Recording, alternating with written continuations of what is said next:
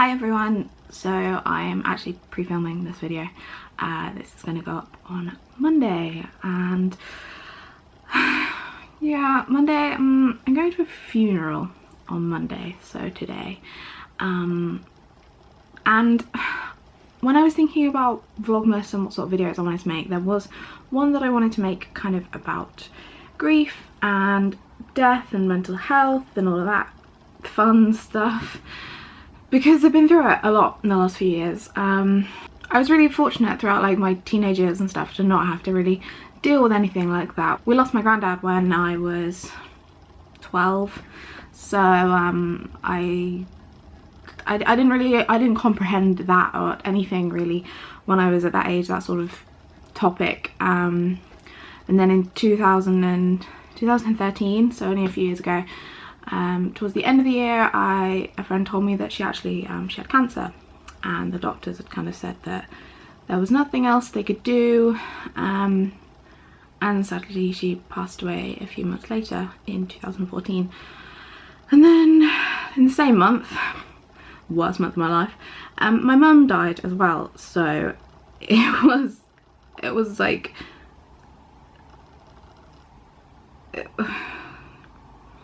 it was a challenge to not only first experience grief like firsthand and death, and like it was bad enough when it was a friend, but then when it was my mum, yeah, it was really tough. And there's so much that happens when someone dies. Like there's so much that you have to organise, and you don't even, like, it's so stupid, it's so annoying. Like I remember having to kind of do all the kind of, not all of the admin stuff. I have an amazing family and they dealt with so much, and they still deal with so much for me, and I am so grateful for that, because there's so much that you don't comprehend when you're like 19 years old when it happened to me.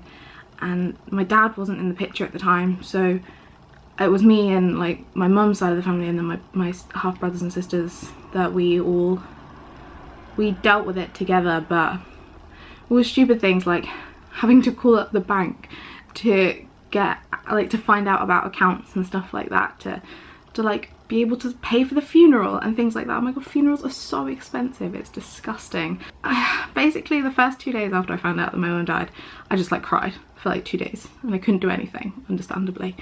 And then for like 2 weeks after that, when we had to like get shit done, I was kind of not okay, but it was kind of like I locked my feelings away, and I was like, right, that's it, we got to get stuff done, you need to stay in here. So I had to call the bank and talk to one of the workers there and say, like, my mum's just died, I'm the only one that obviously can access this account. And then like they were very sympathetic, they were like very understanding, and they said, I'm really sorry, but I actually have to pass it on to someone else to deal with this. And then this other person obviously hadn't been filled in, and they seemed quite confused about why I was calling up. And then they said, oh well, I actually need to talk to the account holder, is Mrs. Cesar there? And at this point I was just so like done with the whole situation. I was like, this is the worst thing to have ever happened to me, and I was still like in shock at this point. I was like, I can't believe it happened, and I was so blunt to them, and I feel really bad for them, but I was literally like, she died yesterday. They're like, oh I'm really sorry. Oh my, and I could tell, I was like, I'm so sorry, I didn't mean to like be like that rude to you in a way. And I had to laugh. Like you get so many of these weird moments like when that happens, and you just think, this is so ridiculous, like how is this happening to me? I don't understand. The funeral for me was,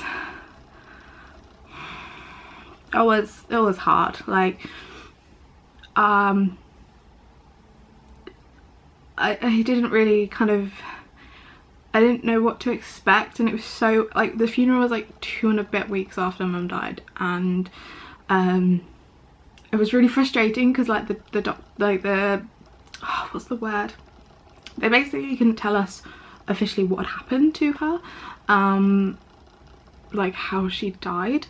So that was really frustrating, and I was stupidly really paranoid that like everyone was going to be asking me like, so how did it happen, like what happened? And obviously no one did, because everyone's really polite, no one asks you that.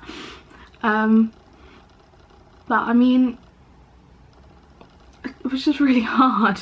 Obviously I've kind of like blocked out most of the actual funeral ceremony, because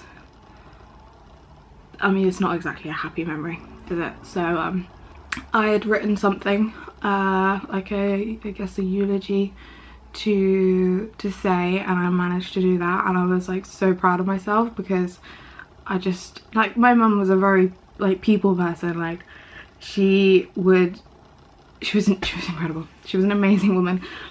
So I just thought, if I just get through that, I can be proud.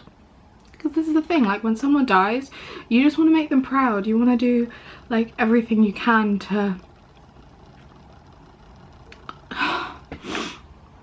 yeah. So I did that.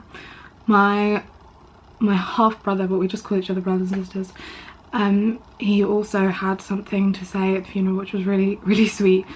I remember after I'd done my bit, just going back and sitting down with my best friend and literally just like losing it. And I, since then, I've really bottled up my grief. Like it feels like a couple of days, not every month, but like every other month, where I just kind of remember and just lose it. Just no warning, I will just be like crying for an hour or something. And it's quite hard at the festive time, because you just always want them to be there. So it's not like the most fun festive celebrate. Like I'm looking forward to Christmas this year. This is the first Christmas I've really looked forward to since it's happened. But my friend, she was diagnosed with cancer in, I think it was September, and we found out like whilst I was in Germany, I found out that she'd passed away. So that was obviously really, really quick. It was like 3 months, and it's just really hard when like really good people either find out that they're ill or pass away too early, and you just think, why? Like all these really amazing, wonderful people, they just, yeah. I guess I kind of wanted to talk about this because I know that there are a lot of people out there that you lose people, it's inevitable, it's gonna happen, like you can't stop it.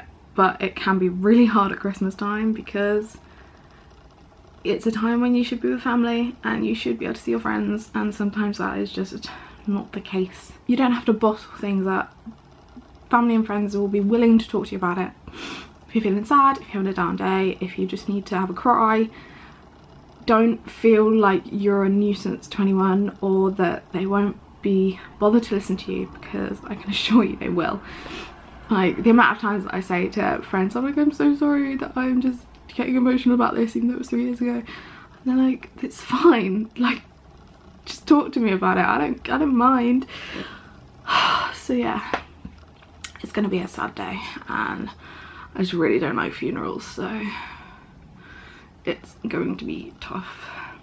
So yeah, I am sorry that this is not like a yay happy Christmas video, but you know, I'm a real person and real things happen, and I didn't want to like pretend that today was like any other normal day, because it's not. We're going to be saying goodbye to a really incredible woman, and it's just going to be really hard. If you do anything today, like hug your loved ones, call them up, tell them that you love them and stuff like that, because yeah, I wish I could.